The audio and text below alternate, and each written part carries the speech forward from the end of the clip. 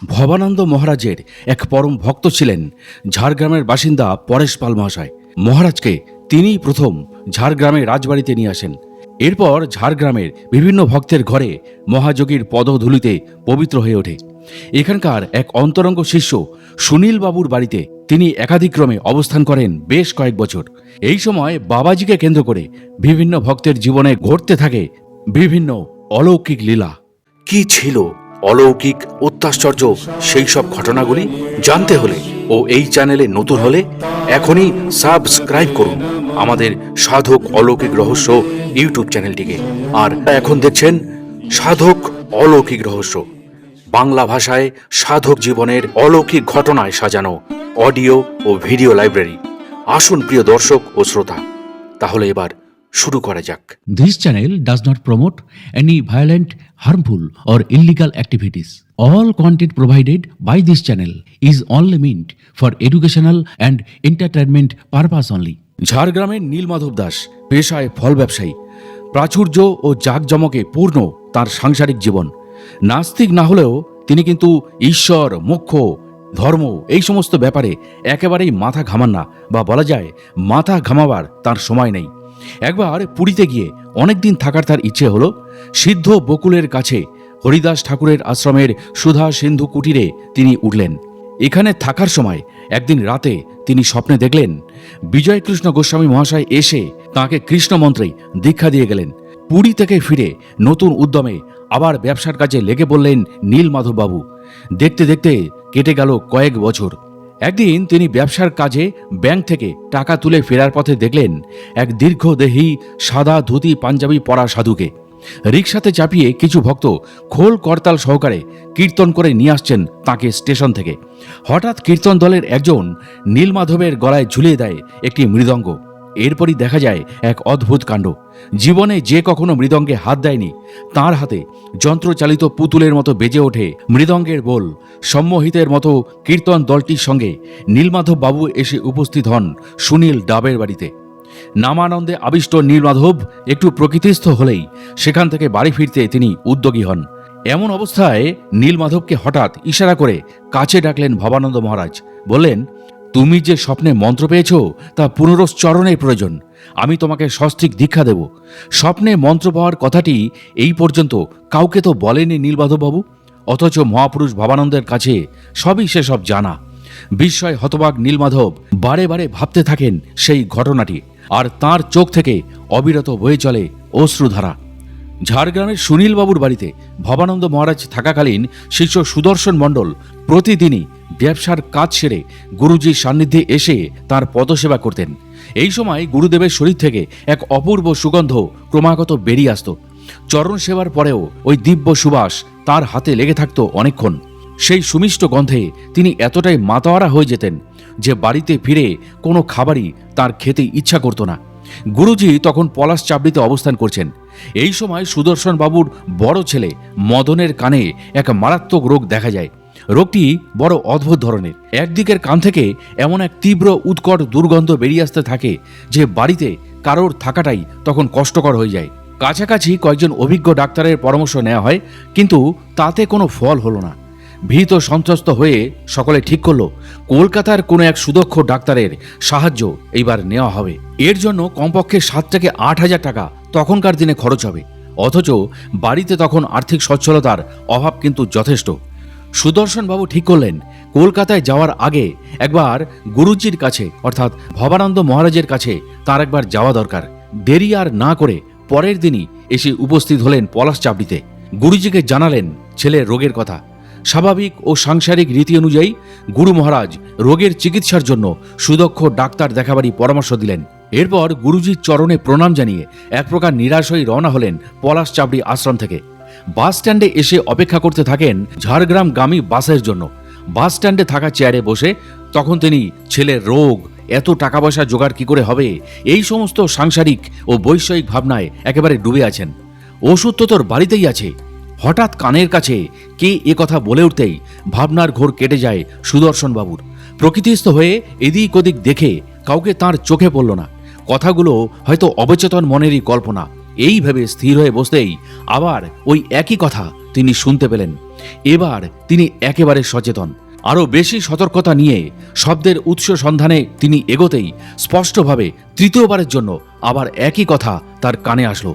এ তো ভুল নয়, এ তো গুরুজি স্বয়ং ভবানন্দ মহারাজের কণ্ঠস্বর। তাহলে কি সত্যি বাড়িতে ওষুধ আছে? আবার ভাবতে বসলেন তিনি। চোখের সামনে হঠাৎই ভেসে উঠল বাড়ির ঠাকুর ঘরে রাখা গুরু চরণামৃতে পূর্ণ কাঁচের শিশিটির ছবি। রাত্রে ঘরে পৌঁছতেই চরণামৃতের কয়েক ফোঁটা তিনি ফেলে দিলেন ছেলের সেই রোগগ্রস্ত কানে।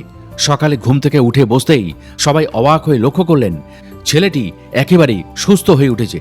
দীর্ঘদিনের রোগের সাথে সাথে উৎকট গন্ধটিও একেবারে অদৃশ্য হয়ে গেছে। বাঁকুড়া জেলার রায়পুর থানার অন্তর্গত পোষদা গ্রাম, এখানেই বাস করেন মহারাজ ভবানন্দের এক শিষ্য। তার নাম ডাক্তার নীরদ বরণ রায়। শিষ্য রায়বাবুর ডাকে মহারাজ ভবানন্দ একবার সেখানে যান। রায়বাবুর বাড়িতে মহারাজ যখন ভক্ত পরিবৃত হয়ে আধ্যাত্মিক আলোচনায় বিভোর, সেই সময় তার আরেক শিষ্য বীরবিরা নিবাসী কালীপদ ঘোষের ইচ্ছা হলো গুরুদেবের একটি ফটো তোলার। ফটো তুলতে গিয়ে তিনি পড়লেন মহা বিপদে। ক্যামেরার স্ক্রিনে গুরুজির ছবি কিছুতেই প্রতিফলিত হচ্ছে না। কলকাতা থেকে কিছুদিন আগে তিনি এই নতুন ক্যামেরাটি কিনে এনেছেন। খারাপ হওয়ার তো প্রসঙ্গই আসে না, কিন্তু আশ্চর্যের বিষয় গুরুজির ছবি না এলেও তার পাশে রাখা অন্যান্য ব্যক্তিদের ছবি স্পষ্টভাবেই ভেসে উঠছে স্ক্রিনে। বেশ কয়েকবার চেষ্টার পর ভীষণ ঘাবড়ে গেলেন, অর্থাৎ ভয় পেয়ে গেলেন কালিদাসবাবু। অনুমতি না নিয়ে ফটো তুলতে গিয়েই কি এই বিপদ? ভীত সন্ত্রস্ত হয়ে ক্যামেরাটি বন্ধ করে নীরবে ঘর থেকে বেরিয়ে আসলেন তিনি। পরের দিন মহারাজকে ছাড়তে ঝাড়গ্রামের সুনীল বাবুর বাড়িতে আসলেন তার ভক্ত কালিদাসবাবু। সাথে করে নিয়ে আসলেন তার সেই কিছুদিন আগে কেনা বহুমূল্য ক্যামেরাটিও। গতকাল তিনি গুরু ভবানন্দের অনুমতি না নিয়ে গিয়েছিলেন ফটো তুলতে, তাই নিজের সেই অজ্ঞতার অনুতাপে কালকে থেকেই তিনি দগ্ধ হয়ে চলছেন। বিকেলে শিষ্য ও ভক্তমণ্ডলী পরিবেষ্টিত ভবানন্দ মহারাজের চরণে ক্ষমা প্রার্থনা করে নতুন করে তিনি ফটো তোলার অনুমতি চাইলেন। আর যোগীবর ভবানন্দ তার প্রসন্ন দৃষ্টিতে বলে উঠলেন, হ্যাঁ, এবার ফটো তোলো। কালিদাসবাবু অবাক হয়ে বিস্ময় লক্ষ্য করলেন ক্যামেরাটিতে নিখুঁতভাবেই গুরুজি ভবানন্দের ছবিটি ফুটে উঠেছে। শক্তিধর মহাযোগীর ছবি তুলে শিষ্যের মন তখন আনন্দে একেবারে উদ্বেল। মহারাজ ভবানন্দ তখন কলকাতায়। এই সময় ঝাড়গ্রামে শিষ্য সুদর্শন মণ্ডল একদিন রাতে এক অদ্ভুত স্বপ্ন দেখলেন। তিনি দেখলেন গুরুদেব ভবানন্দ আকাশ মার্গ থেকে বাড়ির ছাদের ওপর একেবারে বিদ্যুতের মতো তড়িৎ বেগে নেমে আসলেন। সেইখানে দাঁড়িয়ে ছিল এক বিকট দর্শন অশরীরী প্রেত। প্রেতের হাতে রয়েছে একটি বিষধর সাপ। গুরু মহারাজ এসেই প্রেতের গলাটি বজ্র মুষ্টিতে ধরে একেবারে ক্রোধান্বিত হয়ে বললেন, ছেড়ে দে, সাপটাকে ছেড়ে দে।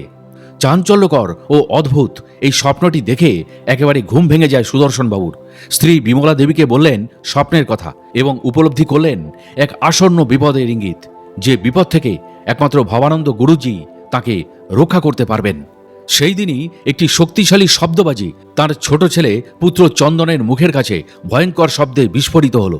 সাথে সাথেই ছেলেটিকে নিয়ে যাওয়া হয় কাছাকাছি একটি হসপিটালে, কিন্তু অলৌকিকভাবে সেই যাত্রায় রক্ষা পেয়ে যায় ছেলেটি।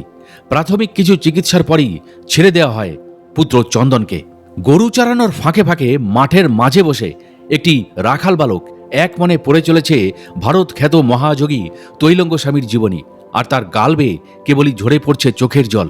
মনে মনে সেই দিনই সে সংকল্প নেয়, যে করেই হোক এই রকম কোনো এক মহাসমর্থ উচ্চকোটির যোগীর আশ্রয়ে তাকে পেতেই হবে এবং তার জীবন করে তুলতে হবে সার্থক।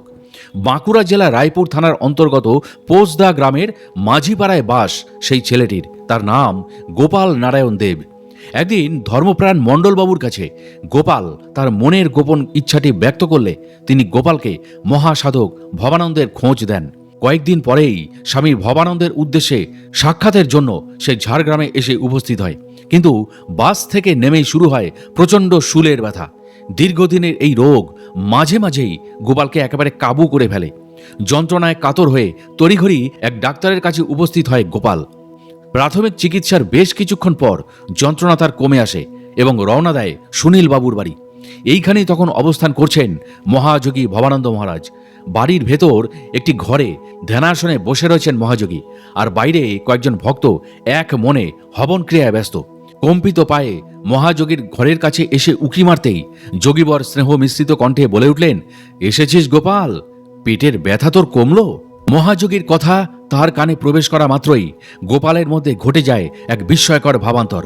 তিনি ভাবলেন, এই সাধু আমার নাম জানলেন কি করে? কিভাবেই বা জানলেন আমার পেটের শুল ব্যথার খবর? সমস্ত শরীর তার কাঁপতে থাকে এবং তার হৃদয়ের অন্তঃস্থল থেকে উৎসারিত হতে থাকে এক তীব্র ক্রন্দনের বেগ। নিজেকে আর স্থির রাখতে না পেরে মহাযোগী ভবানন্দ মহারাজের চরণে মাথা রেখে কান্নায় ভেঙে পড়লেন গোপাল। ঝাড়গ্রামের অমূল্যবাবু স্বামী ভবানন্দের একজন প্রিয় শিষ্য। বাজারে আলুর বস্তা বয়ে যা উপার্জন হয় তাতেই কোনো মতে তাঁর দিন চলে যায়। একবার মহারাজ এই অমূল্যকে একটি গরু ঝাড়গ্রাম থেকে পলাশচাবড়ির আশ্রমে পৌঁছে দিতে বললেন। ঝাড়গ্রাম থেকে পলাশচাবড়ির দূরত্ব কম নয়। এতটা পথ পায়ে হেঁটে যেতে প্রায় একদিনেরও বেশি সময় লাগবে। এদিকে একদিনে রোজগার বন্ধ হলে বাড়ির সকলকে উপবাসে থাকতে হবে। কিন্তু গুরুজির আদেশ অমান্য করার স্পর্ধা সেই অমূল্যবাবুর নেই। আর কোনো বিকল্প না দেখে পরের দিন সকালে গৃহিণীর হাতে 2টি টাকা দিয়ে গরুটিকে নিয়ে হাঁটতে হাঁটতে রওনা দেন পলাশচাবড়ির দিকে। পথে একটি গাছের নিচে রাত কাটিয়ে সকাল হতেই আবার হাঁটা শুরু করলেন। বেলা হতেই গরুটিকে নিয়ে পৌঁছে গেলেন আশ্রমে। গুরু ভবানন্দ অমূল্যকে সেই দিন আশ্রমে থেকে যেতে বললেন। গুরুদেবের কথায় সেই রাতটি কাটিয়ে পরের দিন বাড়ি ফেরার উদ্যোগ নিতেই গুরুজি বলেন, অমূল্য, তুমি কাল যেও, আজ এখানে থেকে যাও। গুরুজির মুখের ওপর আর কোনো কথা চলে না, কিন্তু পরপর 2 দিন বাইরে থাকলে তার সংসার চলবে কেমন করে?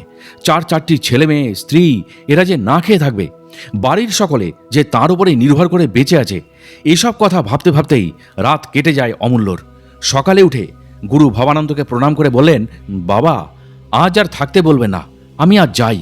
গুরু ভবানন্দ মৃদু হেসে অমূল্যের হাতে বাসের ভাড়া দিয়ে রওনা হতে অনুমতি দিলেন। ঝাড়গ্রামে নেমে বাড়ির কাছাকাছি আসতেই ভয়ে তার বুকটা দুরুদুরু করে ওঠে। এই বুঝি স্ত্রী চিৎকার করে বলবে, তোমার কি কোনো কাণ্ডজ্ঞান নেই? কোন আক্কেলে 2 দিন বাইরে কাটিয়ে এলে?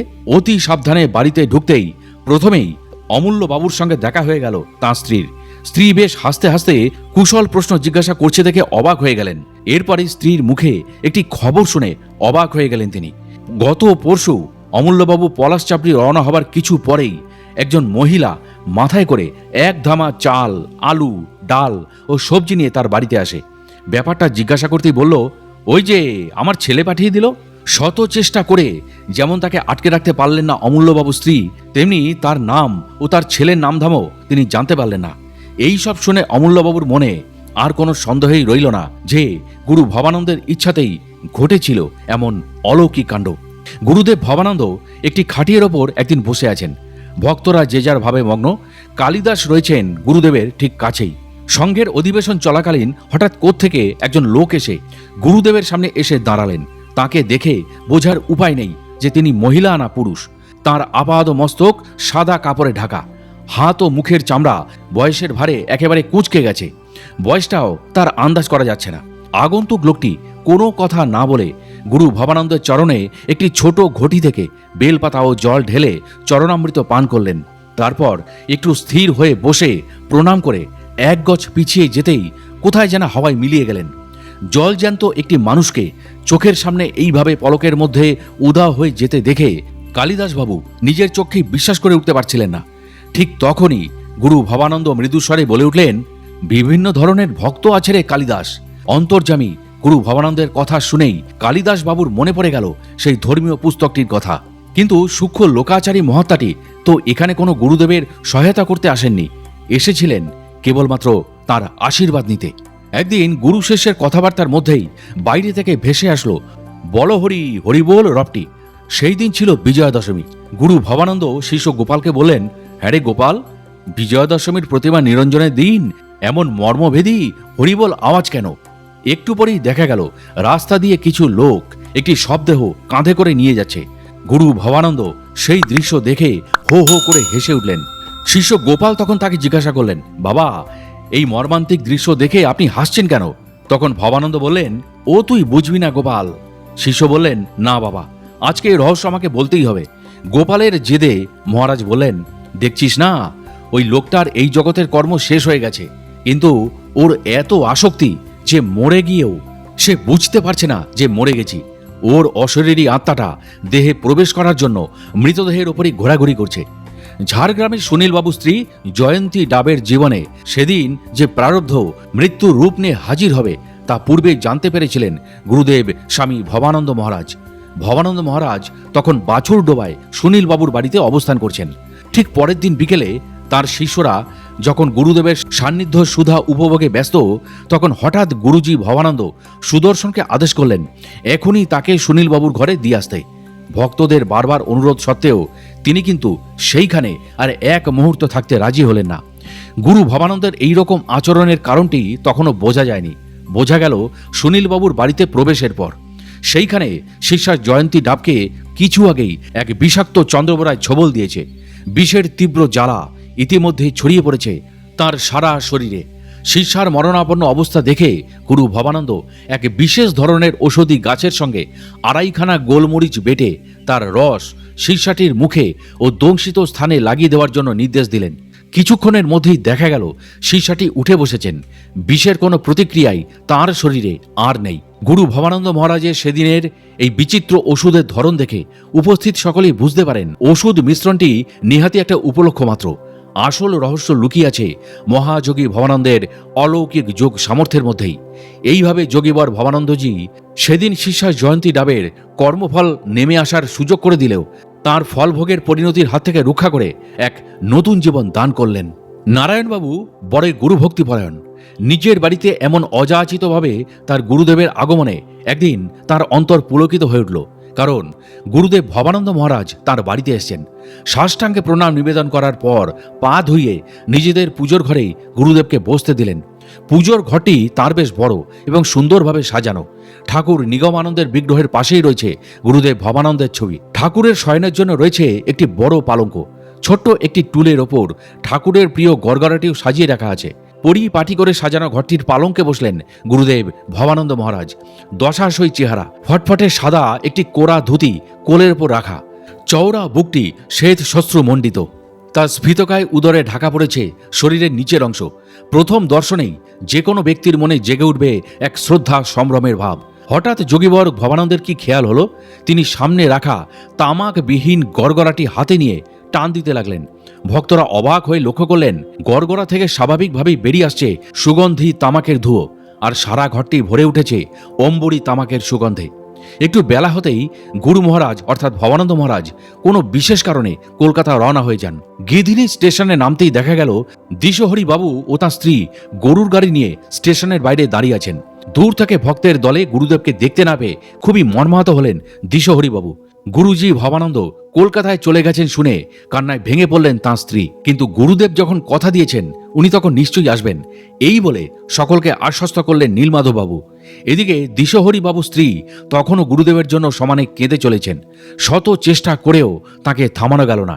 গুরুদেব আসবেন বলে কথা দিয়েছিলেন, তাই তিনি গুরুদেবের উপস্থিতি একেবারে প্রত্যক্ষ করতে চান। হঠাৎ তাঁর স্ত্রী এক অদ্ভুত কাণ্ড করে বসলেন। পূজারীর আসনে বসে থাকা নীলমাধব বাবুর সামনে রাখা ভোগের থালা থেকে দুটি বাতাসা নিয়ে তিনি ভবানন্দজির পটের কাছে তুলে ধরলেন।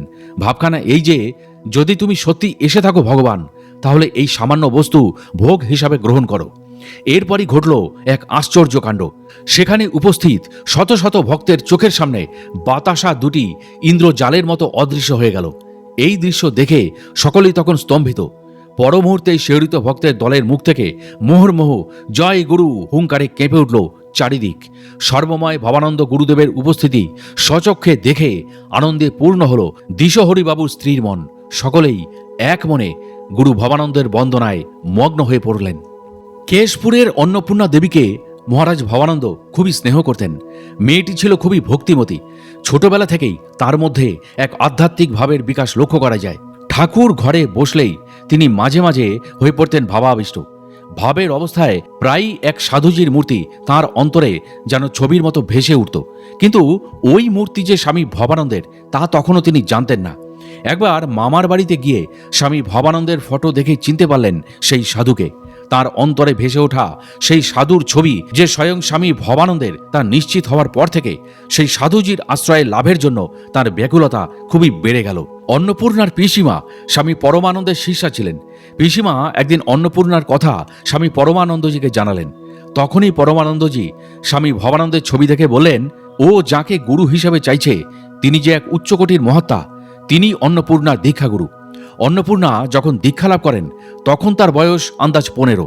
দীক্ষালাভের পর থেকে বাড়ির প্রতি তার আকর্ষণ ক্রমশ কমতে থাকে। ঝাড়গ্রামের আশ্রমে গুরুদেবের আশ্রয় বেশিরভাগ সময় তার কাটতে থাকে। কিন্তু এত অল্প বয়স থেকেই অন্নপূর্ণার এই ধর্মানুরাগ কোনো এক আত্মীয় একেবারে মেনে নিতে পারেনি। দিনের পর দিন বাড়ি ছেড়ে আশ্রমে পড়ে থাকাটা যেন সেই আত্মীয়টির কাছে একেবারে অসহ্য হয়ে উঠল।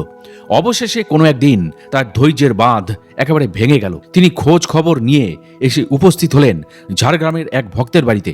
সেই দিন সেই ভক্তের বাড়িতে মাতৃসভার অনুষ্ঠানে স্বামী ভবানন্দের সঙ্গে অন্যান্য শীর্ষ ভক্তেরাও উপস্থিত রয়েছেন। অন্নপূর্ণা দেবীও সেখানে আছেন। আত্মীয় ব্যক্তিটি এসেই স্বামী ভবানন্দকে দেখে যেন ক্রোধে জ্বলে উঠলেন। তিনি বারে বারে মহারাজের উদ্দেশ্যে বিভিন্ন কটূক্তি করতে লাগলেন।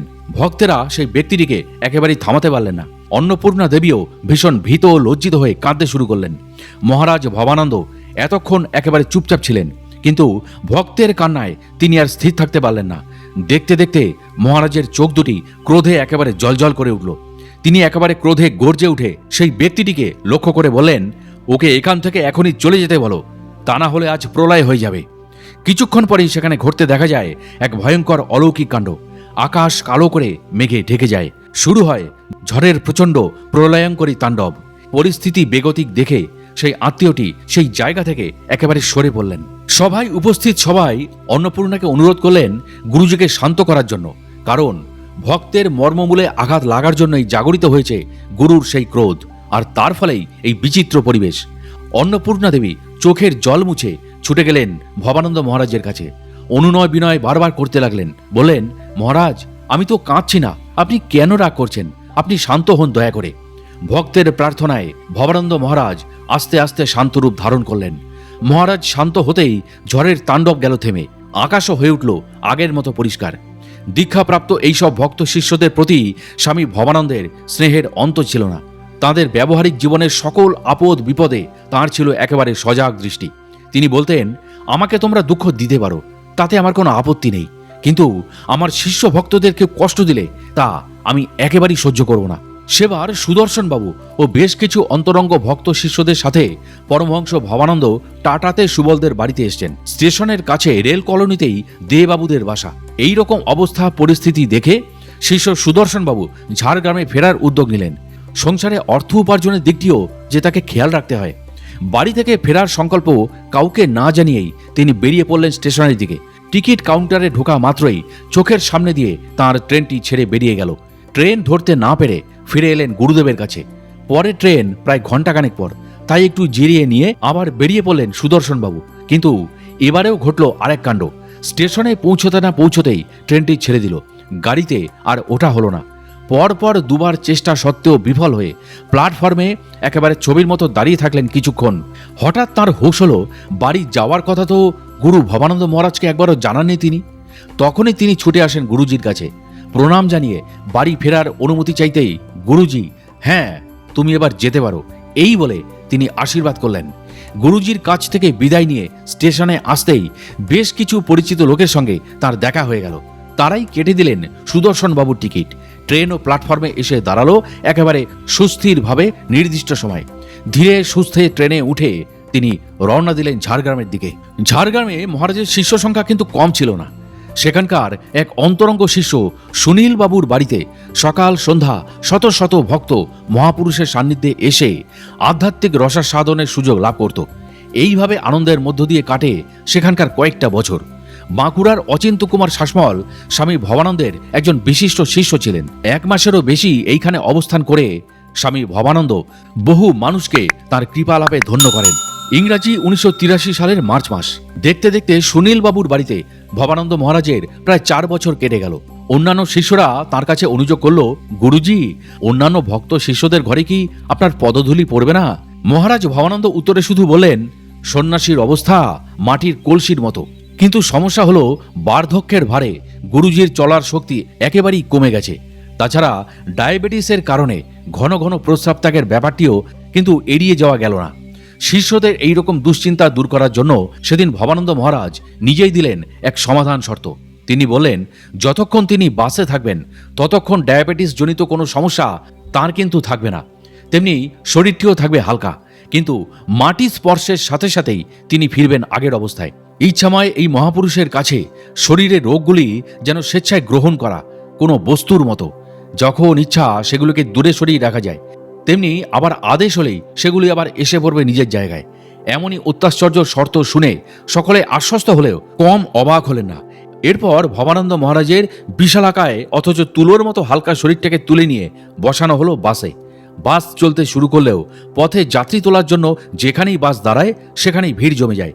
এমন সৌম্য কান্তি, গেরুয়া বসন ও পাগড়ি পরা তেজোদ্দীপ্ত মহাপুরুষকে দর্শনের জন্য দীর্ঘ 5 ঘন্টা যাত্রা করে অবশেষে বাস এসে দাঁড়ায় বাঁকুড়ার তামলি বাঁধে।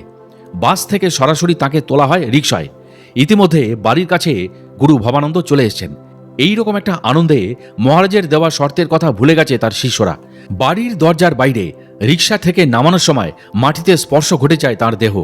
যে শরীরকে বাসে ওঠাবার সময় মনে হয়েছিল তুলোর মতো হালকা, তা হয়ে ওঠে লোহার মতো ভারী। ভুলে যাওয়া শর্তের কথা তখন মনে পড়ে শিষ্যদের।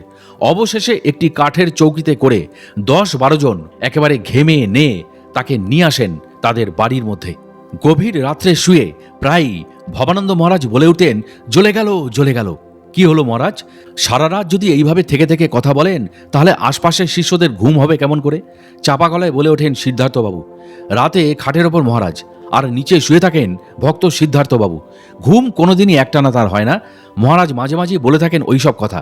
একদিন এই জ্বলে যাওয়ার ব্যাপারটা কি জিজ্ঞাসা করতেই ভবানন্দ মহারাজ বলেন, শিষ্যরা অনবরত করে চলেছে নানা পাপ কাজ।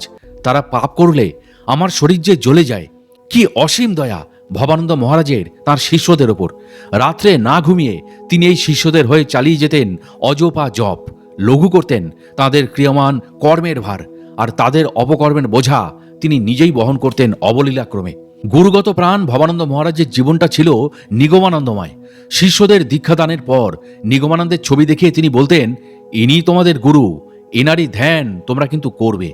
সেদিন কাউকে না জানিয়ে একটি স্বামী নিগমানন্দের ও একটি স্বামী ভবানন্দের ছবি বাঁধিয়ে আনলেন তার শিষ্য সিদ্ধার্থবাবু।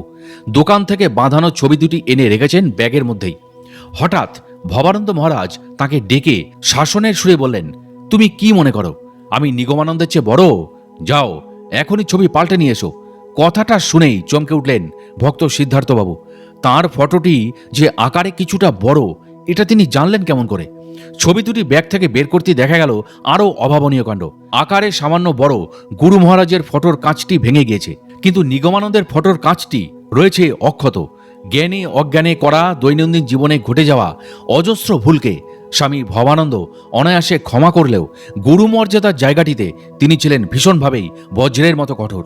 তার অন্তর্ভেদী দৃষ্টিকে এড়িয়ে যাওয়া কোনোভাবেই সম্ভব ছিল না তার ভক্তদের পক্ষে, যা স্বামী ভবানন্দের মহিমাকে স্বামী নিগমানন্দের মহিমার চেয়েও আরও বড় করে দেখায়। বাঁকুড়ায় আসার অনেক আগে থেকেই বার্ধক্য ভবানন্দ মহারাজের সিদ্ধ শরীরকে আশ্রয় করেছে। হাঁটা চলা করা তাঁর পক্ষে একেবারেই প্রায় সম্ভব ছিল না। ঘরের মধ্যেই সবসময় বসে থাকতেন। বাইরে থেকে কেউ এলেই আগে মায়ের মতো তাদের খেতে দেওয়ার আদেশ করতেন তিনি।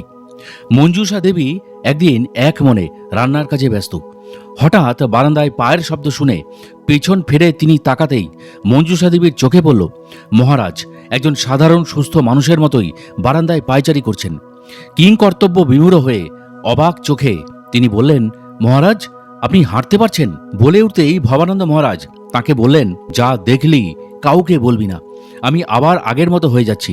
এই বলে তিনি তার নিজের ঘরে চলে গেলেন। মঞ্জুষা দেবী বুঝতে পারলেন শক্তিধর এই মহাপুরুষ নশ্বর জগতে থেকে জরা ব্যাধি এই সমস্ত বিকারগুলিকে গ্রহণ করলেও আসলে তিনি ছিলেন সর্ববন্ধন মুক্ত। কখনো সরল বালকের ভাব, আবার কখনো ধ্যান গম্ভীর আত্মসমাহিত ভাব। মহাশক্তিধর এই যোগীর রহস্যময় আচরণ ছিল খুবই দুর্বোধ্য। সেদিনকার এই ঘটনাটির উদ্দেশ্য প্রথমে কিন্তু বোঝা যায়নি। যখন তিনি শিষ্য অচিন্ত বাবুকে ডেকে বললেন, আমার জন্য মৌনী বাবার মতো একজোড়া বেলপাতা কানের দুল নিয়ে আসবি।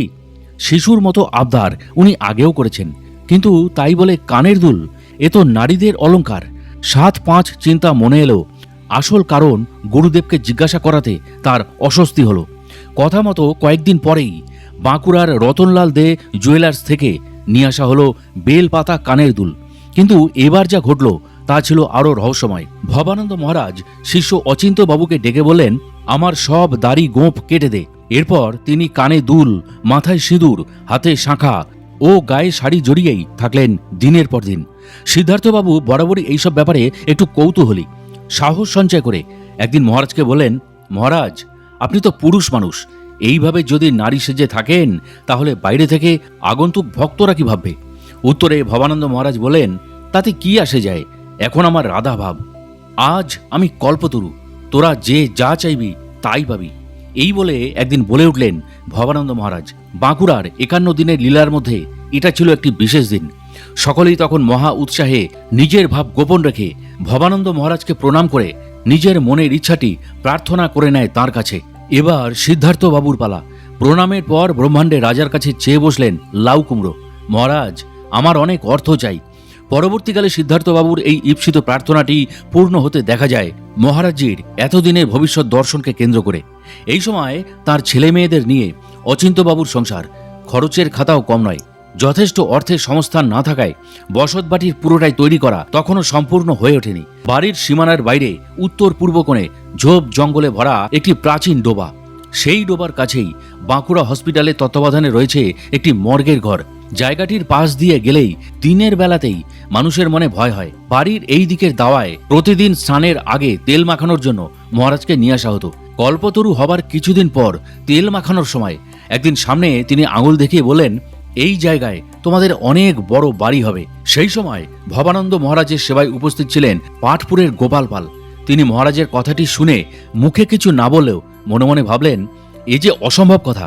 খাল, জঙ্গল ও দীর্ঘকাল ধরে পরিত্যক্ত মর্গটিকে নিয়ে গড়ে ওঠা ভুতুরে পরিবেশটিকে দূর হতে দেখলেই ভয়ে আঁতকে ওঠে সকলে। এমন একটি জায়গায় বাড়ি হওয়া কিভাবে সম্ভব?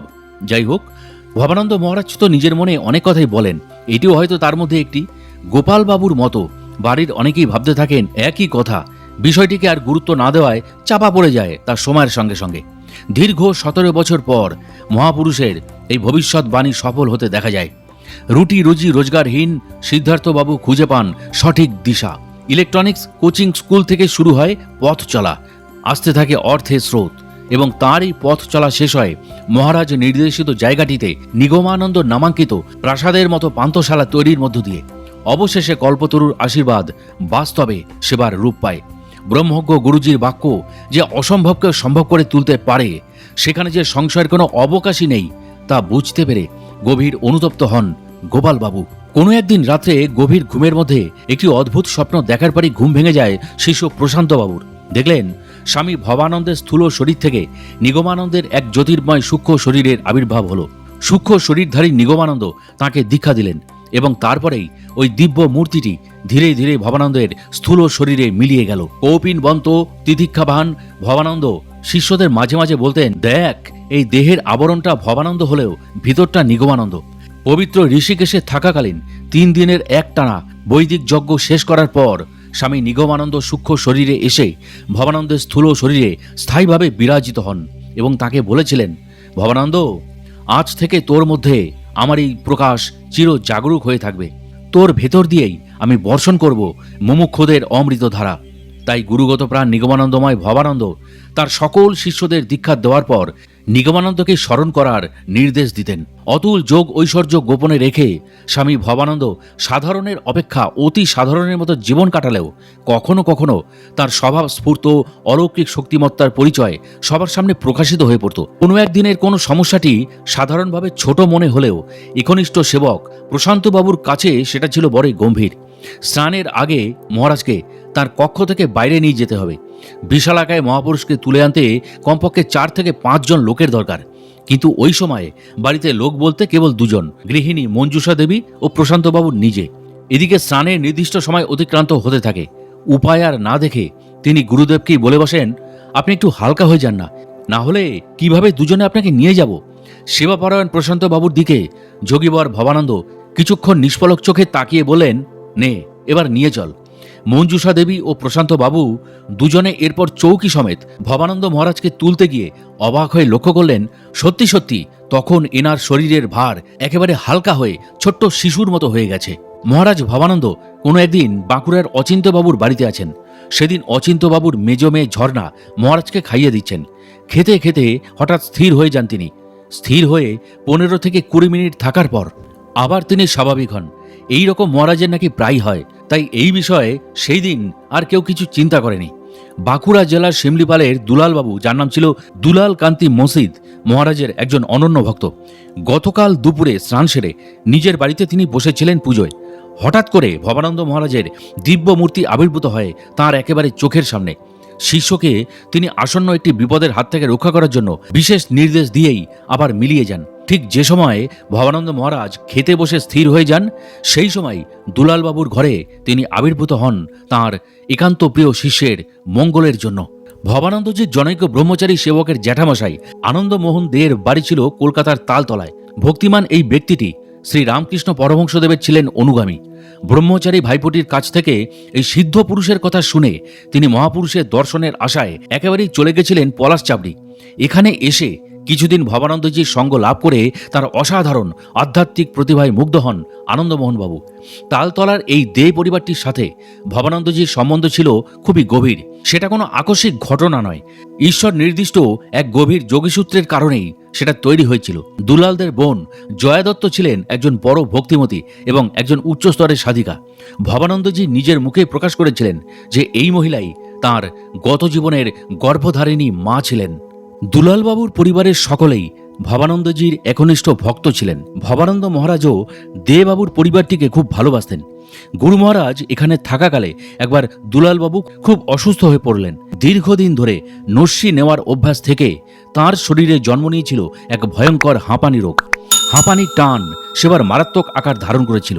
এক জায়গায় স্থির হয়ে বসে থাকাটাই যেন তাঁর পক্ষে অসম্ভব হয়ে উঠল। শিষ্যের এই কষ্টে দয়াল গুরু ভবানন্দের মন করুণায় ভরে উঠল। তিনি দুলালবাবুকে এক রাত তাঁর পাশে শোবার জন্য বললেন। গুরুজির ইচ্ছা বুঝতে পেরে বাড়ির অনেকেই বাধা দেওয়ার চেষ্টা করলেন, কারণ এর ফলে যে গুরুজিকেই ভুগতে হবে হাঁপানির ভয়ানক কষ্ট। সকলের একান্ত অনুরোধ সত্ত্বেও গুরু ভবানন্দের ইচ্ছাকেই মেনে নিতে হলো শেষ পর্যন্ত। পরের দিন সত্যি দেখা গেল দুলালবাবুর শারীরিক কষ্ট সেরে গেছে।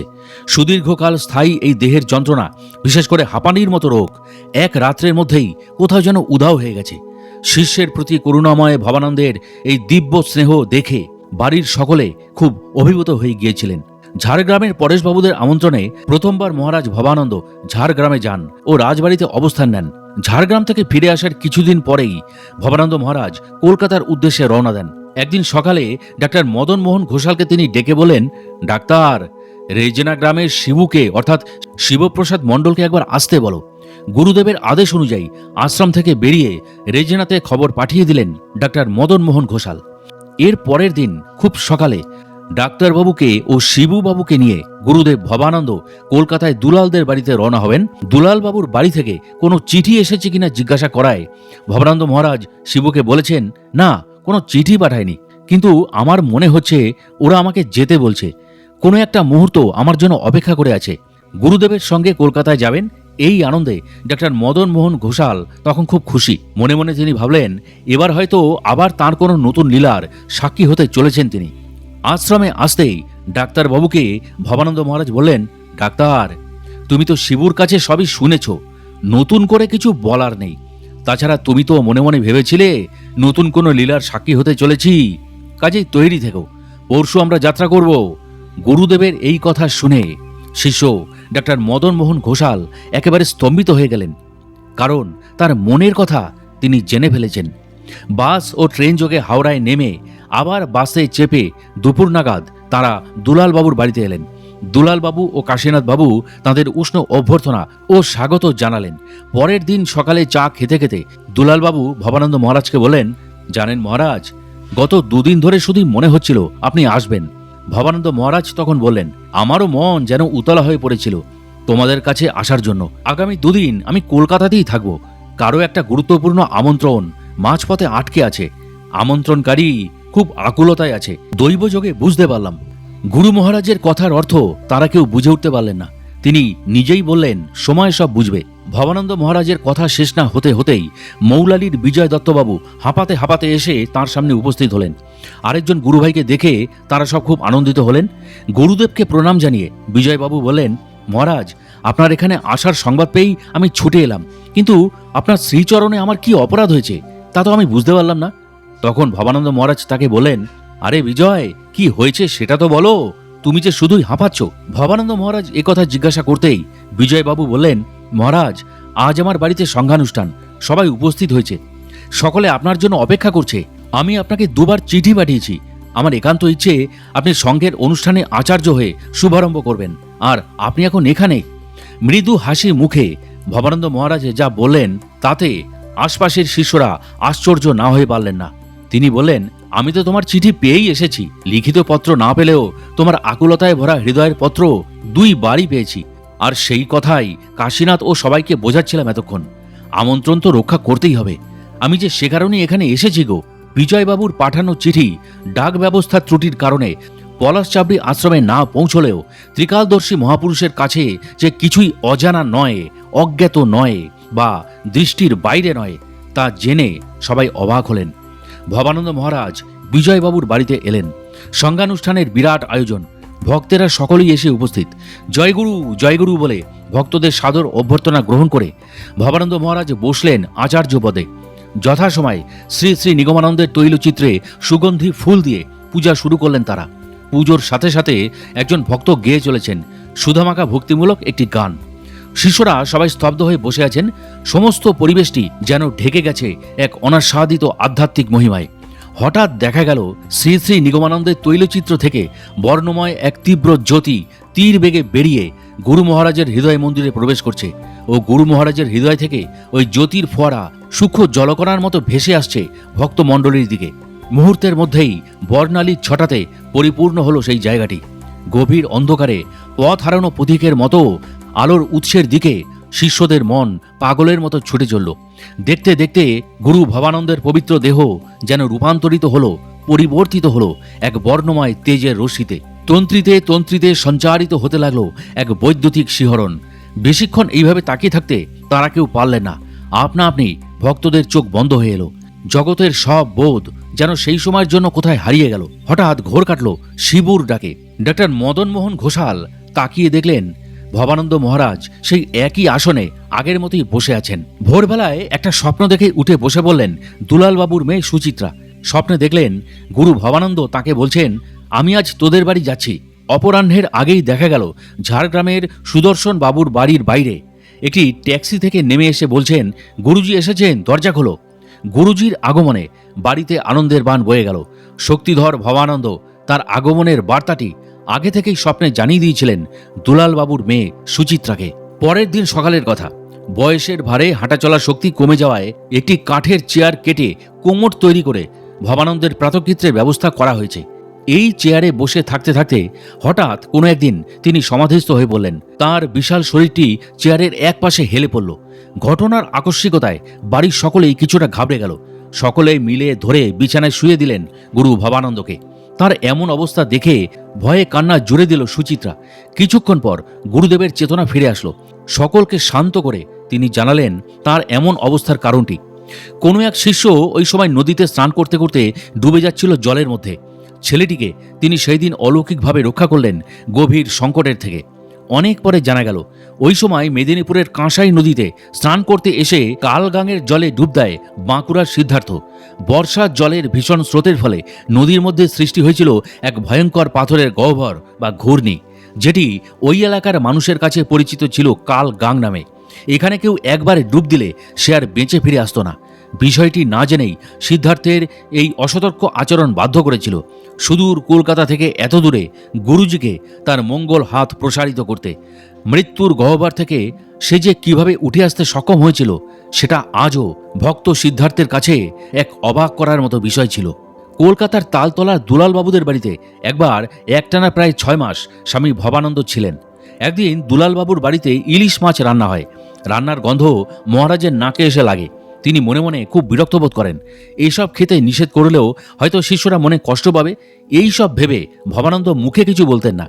বাড়ি থেকে একটু রান্না করা মাছ দেওয়া হয় কাশীনাথের মেয়ে মমতার হাতে।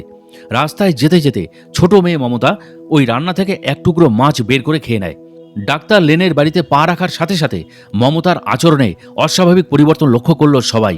মেয়েটির ওপর যেন কিছু একটা ভর করেছে। চোখে মুখে তার ফুটে উঠল এক পৈশাচিক ভয়ঙ্কর রূপ। 2 চোখ রক্তবর্ণ, নাক দিয়ে বইতে থাকে ঘন ঘন দীর্ঘশ্বাস। ধরা ধরা গম্ভীর গলায় শুধুই বারবার বলতে থাকে, হাড় খাবো, মাংস খাবো। অনেক চেষ্টা করেও কেউ তাকে সেদিন শান্ত করতে পারল না। তবে কি সে উন্মাদ হয়ে গেল, না কোনো অশরীরী শক্তি তার উপর ভর করল?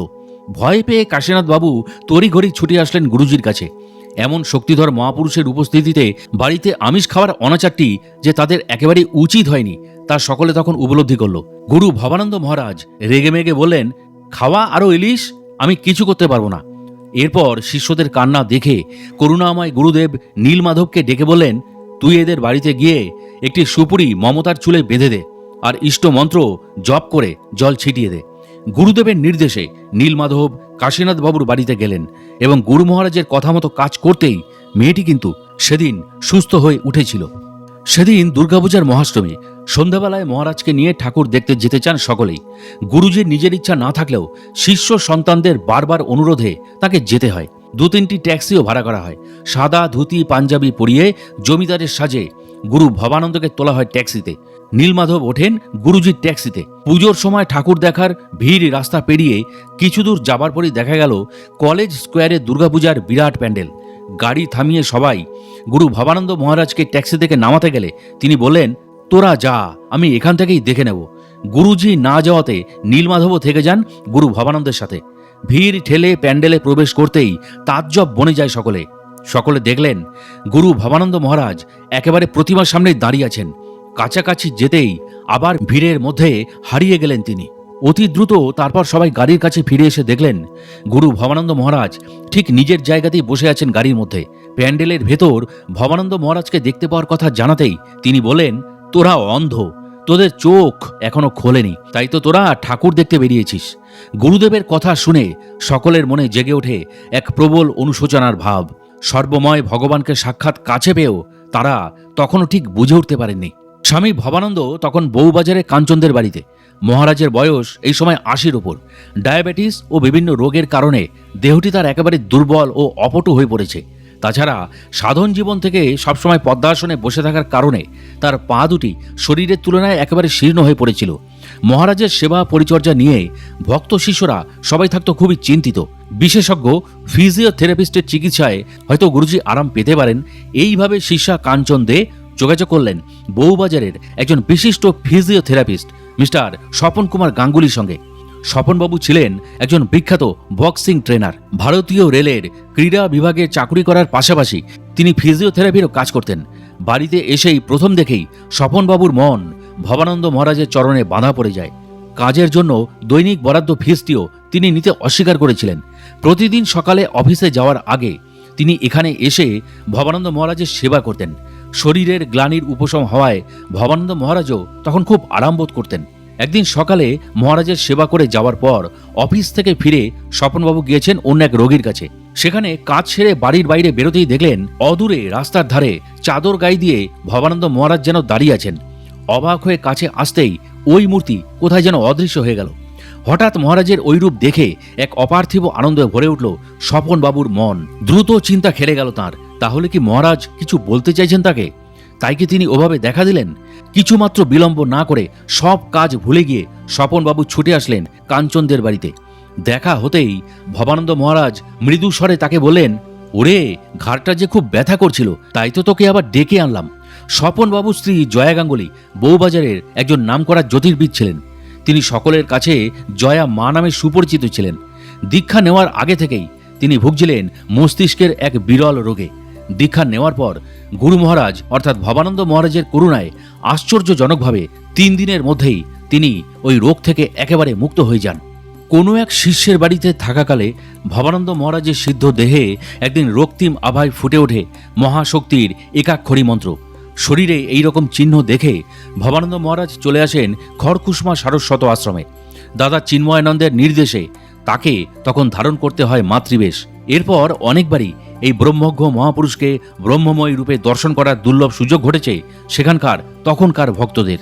পরমাত্মা স্বরূপ যুগল পথ একাধারে ব্রহ্ম অর্থাৎ পুরুষ ও অন্যদিকে শক্তি অর্থাৎ প্রকৃতিরূপে অবস্থান করে তিনি তখনও অহেতুক কৃপা বিতরণ করে চলেছিলেন তাঁর ভক্ত শিষ্যদের মধ্যে। তালতলার কিছু দূরেই শ্রী বিজয় দত্তের বাড়ি ছিল। কলকাতায় ছিল তার বিরাট সোনা রূপোর গয়নার ব্যবসা। বিজয়বাবু একবার ভবানন্দ মহারাজকে নিজের বাসভবনে নিয়ে যান। সেইখানে নিয়ে গিয়ে মহারাজের একটি ফটো তুলে রাখার খুব শখ হয় তার। সেই সময় ডায়াবেটিসের কারণে ভবানন্দ মহারাজের আগেকার সেই তেজপুঞ্জ বিশালাকায় চেহারা একেবারে শীর্ণ হয়ে পড়েছে। বাড়িতে একদিন ডেকে আনা হয় একজন সুদক্ষ ফটোগ্রাফারকে, কিন্তু ফটোগ্রাফারকে নিয়ে ভবানন্দ মহারাজের ঘরে ঢুকতেই বিস্ময়ে বাক্য হারা হয়ে যান সকলে। দেখলেন মহারাজের আগেকার সেই বিরাট শরীরটি ধ্যানাসনে বসে রয়েছে। শিষ্যের মনে যাতে তার একেবারে শীর্ণ শরীরের ফটো নিয়ে কোনো দুঃখ না থাকে, তাই তিনি অসামান্য যোগ বলে নিজের শরীরকে বায়ুর দ্বারা পূর্ণ করে ফেলেছিলেন। ছবি তোলা হয়ে গেলে তিনি আবার আগের অবস্থায় ফিরে যান। অপরিমেয় যোগ বিভূতির অধিকারী ভবানন্দ মহারাজের কাছে নশ্বর দেহটি যে খেলনার মতোই একটা আবরণ বিশেষ, তা সেদিন কারোর বুঝতে আর বাকি ছিল না। বাংলা 1380 সালের শেষের দিকে ভবানন্দ মহারাজ কলকাতায় কাশীনাথ বাবুর বাড়িতে এসেছিলেন। আনন্দবাবুর বাড়ি কাশীনাথ বাবুর বাড়ি থেকে বেশি দূর নয়, 20 মিনিট হেঁটে যেতে সময় লাগতো। মধ্যাহ্নের সময় আসছে দেখে ভবানন্দ মহারাজ শিষ্যদের সাথে হেঁটে উপস্থিত হলেন আনন্দবাবুর বাড়িতে। কিছুক্ষণ পর আনন্দবাবু কাঁসার থালাতে করে রান্না করা একটি বড় ইলিশ মাছের মাথা এনে মহারাজের সামনে রাখলেন এবং বললেন, মহারাজ কৃপা করে সেবা করুন ও প্রসাদ বানিয়ে দিন। ভবানন্দ মহারাজ কয়েক সেকেন্ডের জন্য চোখ বন্ধ করে সেবা করলেন। পরে সেই মাছের মাথা সকলকে প্রসাদ হিসাবে দেওয়া হলো। প্রসাদী মাছ মুখে দিতে সবাই অবাক হয়ে দেখলেন ইলিশ মাছের স্বাদ কারোর কাছে চিড়ের ভোগের মতো, আবার কারোর কাছে ছানার বড়ার মতো মনে হলো। খাবার শেষে বিশ্রামের সময় ভবানন্দ মহারাজের কাছে বসে মদনবাবু জানতে চাইলেন, আপনি তো আজীবন নিরামিষভোজী, আজ আপনার মাছ খেতে অসুবিধা হলো না? ভবানন্দ মহারাজ তখন বললেন, ডাক্তার, ইলিশ মাছ তো দূরের কথা, আনন্দবাবু মাংস দিলেও আমি গ্রহণ করতাম। শ্রদ্ধা ভক্তি করে যা কিছু দেওয়া হয় তাই তো অমৃত হয়ে যায়। স্বামী ভবানন্দের ইহজীবন ধীরে ধীরে এবার এসে পড়ল তার চিরবিরতি শেষ সীমায়। তাঁর লীলা সংবরণের কিছুকাল আগে বাংলা 1390 সালে পলাশচাবড়ির কাছাকাছি রেজেনা গ্রামে একটি আশ্রম তৈরি হয়। বিভিন্ন ভক্ত শিষ্যদের জীবন রক্ষার জন্য কখনো হাঁপানি, কখনো চর্মরোগ ইত্যাদি গ্রহণ করে তাঁদের প্রারব্ধ বা কর্মফল তিনি আগেও ভোগ করেছেন। এবার তার স্থূল দেহটি ত্যাগ করার উপায়টি তিনি আগে থেকে নির্বাচন করে রেখেছিলেন। কোনো একটি শিষ্যের প্রাণ বাঁচাতে তার প্রাণঘাতী প্যারালাইজড রোগটি নিজের শরীরে উঠিয়ে নেন কিছুকাল আগে। এই রোগ তাকে আর ত্যাগ করতে দেখা যায়নি। বাংলা 1392 সালের অঘ্রাণ মাস, মহাপ্রস্থানের ঠিক 11 দিন আগে ভবানন্দ মহারাজ তার নিজের দেহটি ত্যাগের ইঙ্গিত জানিয়ে দিলেন শিষ্য মদনমোহন ঘোষালকে। এদিন গভীর রাত্রে তন্দ্রাচ্ছন্ন অবস্থায় ভবানন্দ মহারাজ সাদা ঘোড়ায় এক দিব্য রথে চড়ে আবির্ভূত হলেন ডাক্তার বাবুর মানসলোকে। রথে চড়ে থাকা অবস্থাতেই তিনি বললেন, ডাক্তার, আমি চললাম। এই স্থূল অবস্থা, বাহ্য কলেবর আর ভালো লাগছে না। আমি অতি সূক্ষ্ম থেকে সূক্ষ্ম অবস্থায় চলে যাচ্ছি। এখন থেকে আমি সূক্ষ্ম অবস্থায় সর্বত্র থাকব। নিদ্রাচ্ছন্ন ভাব কেটে যেতেই চমকে উঠলেন ডাক্তারবাবু। সকাল হতেই কলকাতার বিজয় দত্তকে চিঠি লিখলেন, গুরু মহারাজ আর স্থূল জগতে থাকবেন না। আমি যেরকম ইঙ্গিত পেয়েছি উনি হয়তো আর 10 দিন দেহ ধারণ করে থাকবেন। যদি আসতে পারেন শেষবারের মতো স্থূলে শ্রী গুরুচরণ দর্শন করুন। মহারাজ তাঁর অন্তর্ধানের আভাসটি কয়েকদিন আগে বাঁকুড়া নিবাসী সিদ্ধার্থ শঙ্কর শাসমলের কাছেও পৌঁছে দিয়েছিলেন অলৌকিকভাবে। মহা উত্তরণের প্রায় 1 সপ্তাহ আগে কোনো একদিন স্নান সেরে পুজোর ঘরে ঢুকতেই সিদ্ধার্থবাবু লক্ষ্য করলেন পাশাপাশি রাখা নিগমানন্দ ও ভবানন্দের ফটো দুটি কালো কালো দাগে ভরে উঠেছে। সিদ্ধার্থবাবু গুরুদেবের সঙ্গে দেখা করার জন্য আসলেন, সঙ্গে নিয়ে আসলেন বাড়িতে তৈরি ক্ষীর। এরপর অসুস্থ শায়িত ভবানন্দ মহারাজ সিদ্ধার্থকে দেখে শিশুর মতো কেঁদে উঠলেন, বললেন, দে, তুই যেটা এনেছিস তা আমাকে খাইয়ে দে, তোর সাথে আমার আর দেখা হবে না। বাংলা 1392 সালের 28শে অগ্রহায়ণ শনিবার। সেই রাত্রে গুরু মহারাজের কাছে বসে আছেন স্বামী বিশ্বেশ্বরানন্দ বা বিষ্ণু মহারাজ, স্বামী কৃষ্ণানন্দ, বাঁকুড়ার ভক্ত দুলালকান্তি মসজিদ ও যশোরাজপুরের অমরনাথ মাইতি। হঠাৎ ভবানন্দ মহারাজে ডাকলেন, বিষ্টু, ও বিষ্টু। বিষ্ণু মহারাজ জিজ্ঞাসা করলেন, কেন ডাকছেন আমাকে? ভবানন্দ মহারাজ ভিজে গেল বলে গায়ের লেপটি খুলে দিলেন। বিষ্ণু মহারাজ বিছানায় হাত দিয়ে বললেন, কই, বিছানা তো ভেজেনি। এই বলে প্রস্রাবের পাত্রটি এগিয়ে দিলেন। ভবানন্দ মহারাজ জিজ্ঞাসা করলেন, আগামীকাল কত তারিখ, কি বার, কোন তিথি? বিষ্ণু মহারাজ বলেন, আগামীকাল অগ্রহায়ণ মাসের 29 তারিখ, রবিবার, শুক্লা চতুর্থী তিথি। গুরু মহারাজ অর্থাৎ ভবানন্দ মহারাজ বলেন, দিনটি বড় ভালো, ওই যোগে ঠাকুর দেহ রক্ষা করেছেন। তুই এবার আমাকে ছেড়ে দে, আমি ওই শুভ দিনে চলে যাই। এমন দিন আর পাওয়া যাবে না। তুই আমার জন্য যা করেছিস আমি তার শোধ দিতে পারবো না। এই দেহে আরো কিছুদিন থাকতে হলে আমারও কষ্ট, তোরও কষ্ট। তুই সম্মতি না দিলে আমি যেতে পারছি না। তুই আমাকে ছেড়ে থাকতে পারবি না, আমিও তোকে ছেড়ে থাকতে পারবো না। এইভাবে সেদিন ভবানন্দ মহারাজ শিষ্যের কাছে সম্মতি আদায় করে নিয়ে তিনি কিছু উপদেশ দিয়ে তারপর শুয়ে বললেন। গুরুদেব নিগমানন্দের যে আহ্বান স্বামী ভবানন্দকে একদিন ঘর ছাড়া করেছিল, সেই আহ্বান বা ডাক আজ তাকে নিগমানন্দের কোলের দিকেই টেনে নিয়ে যেতে চায়। বাংলা 1392 সালের 29শে অগ্রহায়ণ, ইংরাজি 1985 সালের 15ই ডিসেম্বর রবিবার শুক্লা চতুর্থীর দিন গোধূলি লগ্নে ধ্যানাসনে বসে মহাযোগী ভবানন্দ মহারাজ অমৃতলোকে যাত্রা করলেন। ভবানন্দ মহারাজের অন্তর্ধানের খবরটি সেদিন রাতে রেডিওতে শুনে ভক্ত শিষ্যরা দূর দূরান্ত থেকে আকুল হৃদয়ে রেজেনার আশ্রমে ছুটে এসেছিলেন। যোগীবর ভবানন্দের তিরোধানের পর গুরুগত প্রাণ স্বামী বিশ্বেশ্বরানন্দ ও দুলাল আদক শায়িত গুরু মহারাজের পদতলে ধ্যানমগ্ন অবস্থায় এক টানা 3 দিন বসে থেকেছিলেন। তৃতীয় দিন রাত্রে অলৌকিকভাবে দুজনেই একই রকম প্রত্যাদেশ পেলেন, এই পুতদেহ পলাশ চাবড়িতে সমাধিস্থ কর। স্বামী বিশ্বেশ্বরানন্দ যখন সমবেত ভক্তদের কাছে গুরুদেবের প্রত্যাদেশের খবরটি প্রকাশ করলেন, তখন সেদিন রাত্রি প্রায় 10টা। 2রা পৌষ, শীতের রাত হলেও সমবেত ভক্তদের উদ্দীপনা ও ভক্তির আতিশয্যে শোভাযাত্রা সহকারে স্বামী ভবানন্দ মহারাজের পবিত্র দেহটিকে নিয়ে বেরিয়ে পড়লেন ভক্তেরা। খোল করতাল সহকারে জয়গুরু নাম করতে করতে দেহটিকে নিয়ে যাওয়া হয় বিভিন্ন গ্রামের মধ্য দিয়ে।